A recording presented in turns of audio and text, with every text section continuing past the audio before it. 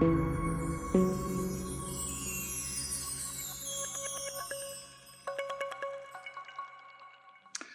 and welcome to the G3 Pulse podcast. My returning regular guest today is Abhinay Bhagavatula, EVP, Gaming Business and CTO at Quixant. Abhinay, good to speak to you again. Thanks, Lewis. It's always impressive the way you say my last name, so glad to be back. Great. The last time we chatted was directly after the G2E show. So it kind of seems appropriate to catch up again, fresh after ICE. I saw you on the booth in London for a mere matter of minutes, the same as I did in Vegas. But I wanted to start by sharing some of the kind of impressive stats that came out of ICE. And I think they were just released this morning. We saw 40,000 plus visitors. There was a 50-50 split of land-based and digital, as opposed to 50% pure digital. There was 70% of visitors from Europe, 30% from the rest of the world, plus 13,000 from the sports betting sector alone. And I just want to kick off by asking you, how did all those visitors, all those people at the show, play out on the Quixant booth? So firstly, I think, I will start with ICE 2023 has been a very successful show for us. And it was very impressive to see the whole industry come back. So those numbers definitely are very impressive numbers to see that the whole industry has come back. And I think, it's predominantly, from the numbers that you say, the 50% split, we are seeing a lot of interest with the online digital gaming expanding. But at the same time, there we see convergence of the land-based and online coming together.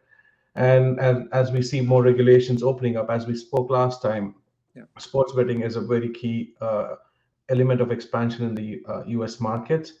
And we see that interest more growing further in the Europe markets. And I think one of those reflects in ICE, where you see a lot of presence from the sports betting side of things, including cash handling and others. So pretty consistent growth in the market across, where we see how markets are expanding, the interest of the online and digital, and how they're coming together. Okay.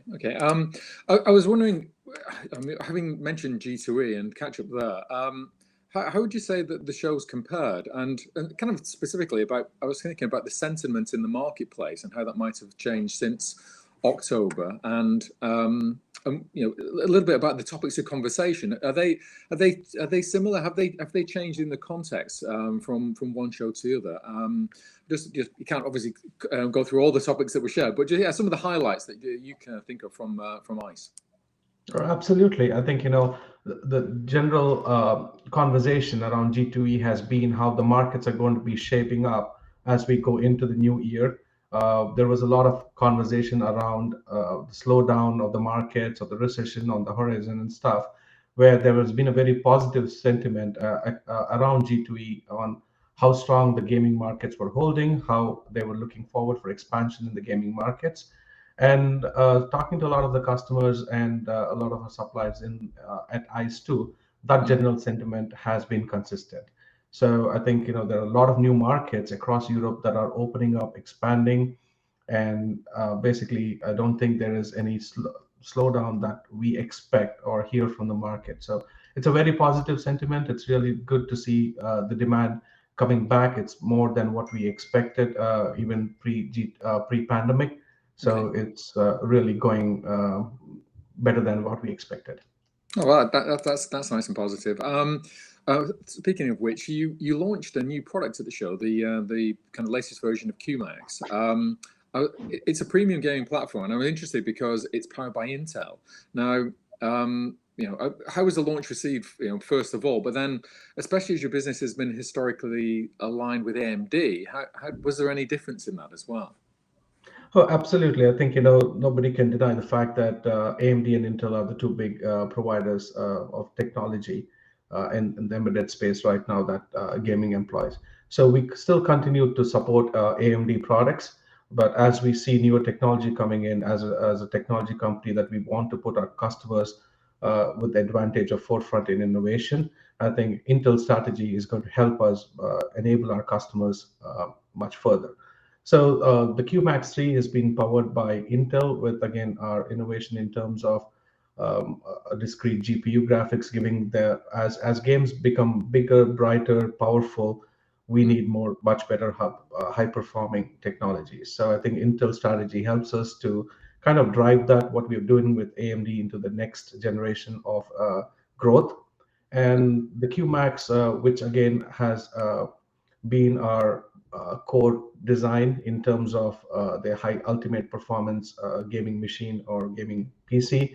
I think it uses all the best design features from what has been successful for us all the way back, and kind of with Intel technology and the scalability for customers to have scalable discrete graphics options. I think provides a lot of options for our customers. Okay. One of, I mean, we talked about G2E just straight off the back of it about the launch of the new cabinet range that you brought out, the Kinetic and the Quantum. You showed again the cabinets at ICE. I just wondered, was the reaction different? Was it a kind of a different response to a different marketplace, getting to grips with the products? But also, we discussed last year about the online interest and for developers actually taking online games and placing them kind of really simply and easily into a pre-prepared, ready-to-go cabinet. What was the prevalence of that at ICE as well, Abhinay? Absolutely. I think our strategy of launching the Quantum and Kinetic range of cabinet solutions is basically enabling our customers with a turnkey option for hardware, software integration, and ease of integration and speed to market. So those are the key things that we kept in mind. North American market or the US market is a more established land-based market, as we know. So really, our focus in these markets has been to route markets, distribution markets, and others where there is a need for support and integration, and that's where we provide the value and service to our customers. At ICE, I think it was very overwhelming to see where we see, as we discussed a little earlier, about the convergence of online and land-based. And really, I think that's where it has hit the sweet spot with a lot of our customers who are looking for solutions to enable their online content onto the cabinet solutions, trying to find partners who can do that integration for the where we fit in perfectly, trying to help them with the hardware integration, and so they can basically focus on their game, focus on their online content bringing in here. So a lot of very positive opportunities we see, and there's a huge market that we see as this convergence comes in. And especially from the perspective of where we see this is, I think during the pandemic, we've seen a lot of growth in the online content. And as markets opened up, players coming back, I think there has been definitely a connect to that online content, players wanting to see some of that online content in the land-based. So I think that has driven this interest and opportunities for us, and the market definitely is showing a lot of movement in that direction. So we coming up with the cabinet strategy, just not as providing the metal and the hardware, but as a enabling service where we provide them with the software tools for integration, provide them better software support for integrating their content or their solutions into the hardware space and enabling them for land-based. I think is going to be a strategy that is going to be successful with most of these European-based customers. Okay. Well, I personally think it's exciting. I mean, we haven't really had any kind of new entrant slots companies for decades. So yeah, bringing, and they've all got, the online companies have massive libraries, ready to go of proven games as well. So yeah, very interesting on that side. One of the things that's obviously from the show, QMax and the cabinets stole the limelight. That's the thing with cabinets and hardware, particularly shiny orange, nice designed ones. But you also launched a suite of new software and integration support solutions as well. How did those go down with visitors? Yeah, absolutely. I think over the years, the key value that Quixant has provided to its customers is its software support. So we own a lot of the software tools, like the SaaS integration that we provide to customers. We helped a lot of our customers with the OS optimization, and as customers try to get their games better and better and optimize the hardware, it's so important to optimize their UI or the games. So I think when we looked at our solutions and the amount of optimization we have helped customers with, I think we kind of restructured our software offering just to be more efficient with the way we serve our customers. So the relaunch of our software services basically trying to help customers with anything with OS optimization, UI optimization, turnkey integration. We've always provided Quixant libraries to our customers to integrate the hardware and help them to bring better content. But really taking that step a little further is how better can we serve them? How can we speed that integration process with our software tools and our software support? I think that's the way we are looking at it, because especially there's so much of market that's really opening up, and everybody wants to be in these markets. So speed of execution and speed to market will be the key. So the way we have structured our software offerings is helping these customers on how do we better serve them in bringing their solutions to market faster. Okay. Well, we've it feels like we've been talking on the Quixant podcast with yourself for so long now, that the supply chain issues, are they starting to come to an end? Are we getting to the point now in which we're going to be seeing the end of this? There's an end on the horizon. Are we seeing initial improvements in 2023? And is this going to be an improving picture as we get through probably the rest of the year, Abhinay? You can never end a conversation without supply chain. So it's a good question, Lewis. And I think, we are definitely seeing improvements, but I would be cautious to say we're out of the woods, especially that there have been some parts of it that have got better at it. But I mean, we're not seeing the 50 to 72 weeks lead time on some of the components that we've seen in the last couple of years. They're definitely getting better, but they're not back to the normal that we have seen. Having said that, I think one of the biggest learnings that we have over the 2 years is how do we adapt to these situations, because the industry has never seen something what we have seen in the last 2 years, and a lot of us have been trying to learn and trying to get better at it. Sure. So I think those learnings have put us on a better path on how do we kind of forecast things, how do we really be more proactive in terms of coming up with solutions to these problems. So that has, I think, eased some of the problem for our customers and for us. But that's more really in how better do you manage your supply chain, how better can you get in these situations. To your specific point about how the industry is moving, I think supply chain definitely is getting better and better. We hope for some of the active components, our ICs, we still see is a challenge that is going to still peak in around Q2, Q3 before it gets better by end of this year. That's what we're trying to look at it. So better forecasting, better planning, better serving our customers are going to be the key as we come out of it. Definitely there's a small light at the end of the tunnel. We all want to be out of it. And we hope by end of this year, next year, there will be a better story for us to tell. Hopefully the same question next year will be a more positive response.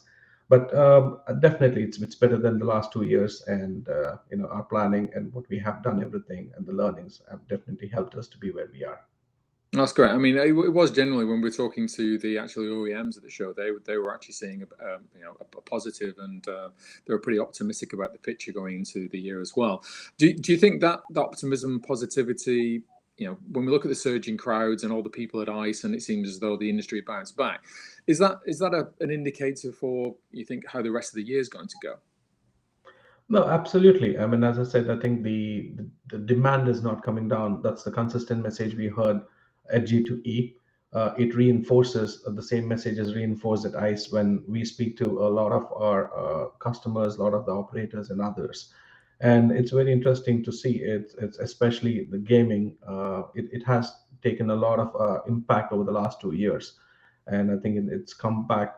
It's really rebounds pretty well, and we share the same sentiment, even in terms of our production volumes or what we see from the forecast on how we're building it through this year is a very positive story for this year.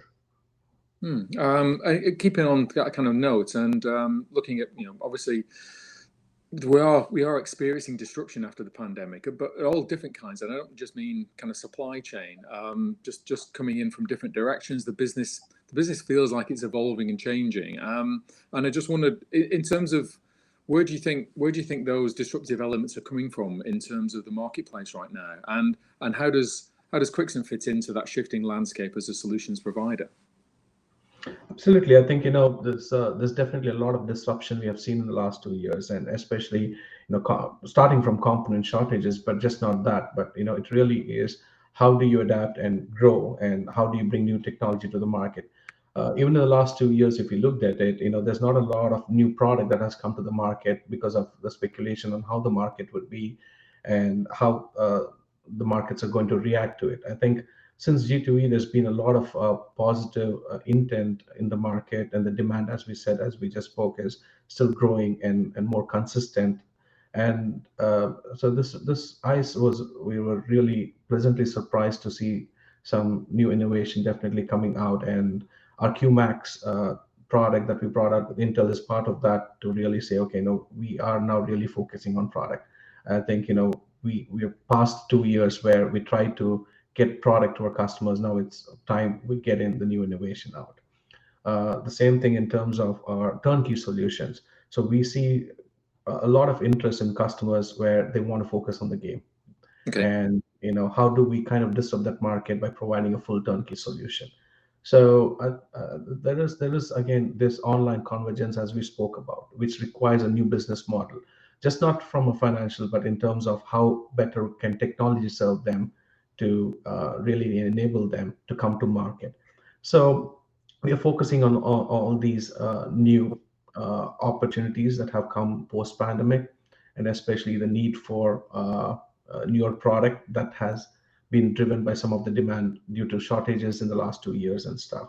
So I think, a lot of our customers are on that journey or on that path of the migration to new technologies, trying to bring their own new innovation to the market and stuff. And for us, it's really key on how best we support them.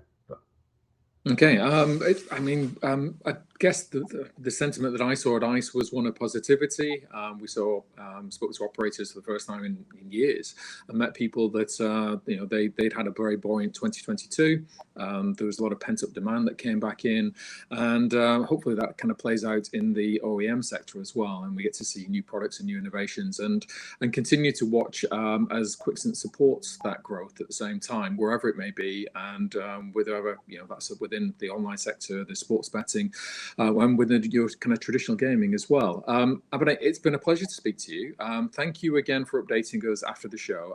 If this kind of revolves into next year, then I'm sure we'll be catching up at the next event. And I hope to spend more than a couple of minutes shaking your hand on the booth, and we'll have to spend a bit more time having a chat about developments and preparing for the next podcast. Absolutely. It's always a pleasure, Lewis, and looking forward for those chats. Yeah. Thanks a lot, Abhinay. Goodbye. Thank you. Bye.